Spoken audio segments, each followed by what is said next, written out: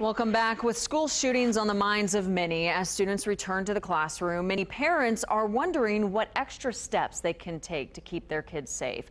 One company says they have an answer, but does it work? Reporter Paul Nelson introduces us to bulletproof backpack inserts.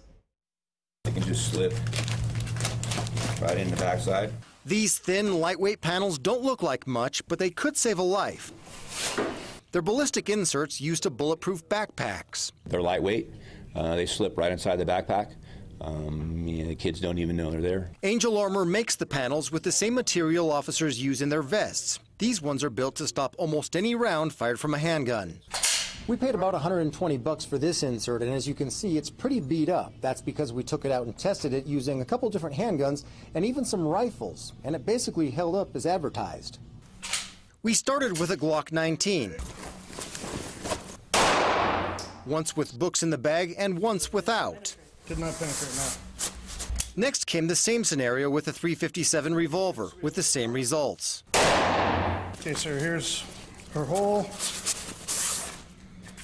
indent, and our deformation. The ballistic panel's not built to withstand high-powered rifles, but we found out that an AR-15 with handgun ammunition won't shoot through the backpack. But obviously it did not penetrate through. We have nothing through here. It was a different story with an AR-15 with a higher velocity round. The bullet passed through the books and stopped in the panel, but without the books, the bullet went through the backpack and the dummy. So we have penetration. Now we have exit. That result wasn't surprising since the panel's not built to handle that kind of velocity. The ballistic panel itself is a tool. It's just an extra level of protection that we could provide for our children, along with education and how to properly respond should one of these incidents occur. In every test, the textbooks and binders helped slow down the bullet before it reached the panel. And each type of gun had a different degree of damage, and that could still cause bruising or trauma to a person. If it's on the back and we look at, what organs we have on the back, those could be injured. What we have prevented, though, is the penetration, which could lead to loss of life. Sparks Black Rifle does not sell panels that can withstand high-powered rifles, but some companies do make them for a higher cost. Again, that was Paul Nelson reporting. The inserts cost anywhere from $60 to more than $100.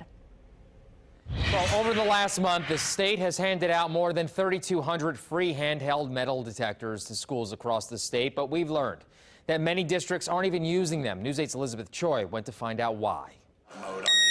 In order to wand all students at Fishers High School, it would take as much time as getting through airport security. Director of Student Services Ryan Taylor fears. Please, allow 2 hours prior to your flight so that you can go through those TSA checkpoints. Well, if you apply the same analogy to our building here, Fishers High School, this is an airplane of 3,600 that takes off every day at 7:35.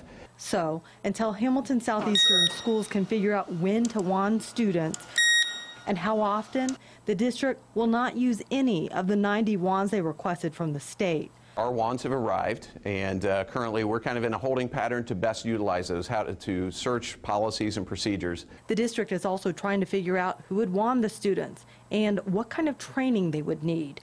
And they're not alone. We reached out to several districts in and around Indianapolis, but as of Friday, not one district that has requested free metal detectors has used them. This was just a very quick blitz of a solution to try and make the adults feel better about what happened in Noblesville, I think. Indiana State Teachers Association Teresa Meredith doesn't believe it's practical to wand all students and is concerned about profiling if only certain students are wanded.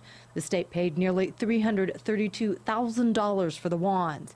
Meredith believes the cost that has nothing to do with money could be too high. Does it institutionalize this feeling that I'm no longer in a school, that I'm in something that's much more cold and impersonal?